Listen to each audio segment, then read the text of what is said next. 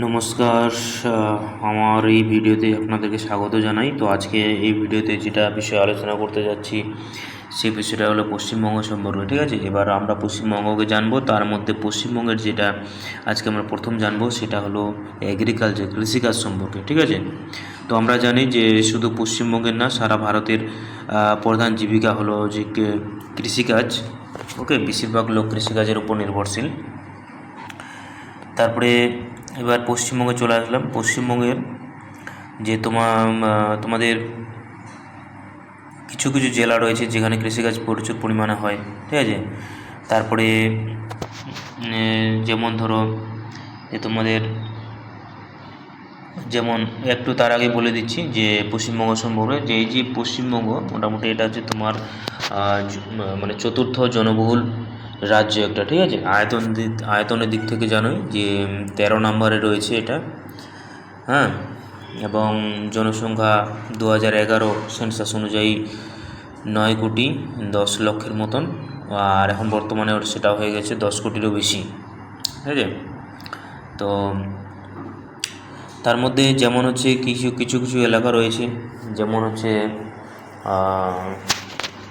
এলাকাগুলির মধ্যে রয়েছে যেমন হচ্ছে ধান উৎপাদনে সবথেকে বেশি রয়েছে বীরভূম, বর্ধমান, বাঁকুড়া, হুগলি। ঠিক আছে, এসব জেলাতে প্রচুর ধান চাষ করা হয়। তারপরে রয়েছে যে যেটা আলু উৎপাদন হয় প্রচুর পরিমাণে। তার মধ্যে যে রয়েছে নদিয়া, বর্ধমান, বাঁকুড়া, এসব ডিস্ট্রিক্টে আলু প্রচুর পরিমাণে উৎপাদন হয়। তারপরে ব্যাটাল লিফট, যেটা পান পাতা আমরা পান খাই, সেটা হচ্ছে পূর্ব মেদিনীপুরে। ঠিক আছে, হুগলিতে, এগুলাতে প্রচুর পরিমাণে কিন্তু ব্যাটাল লিফ চাষ করা হয়।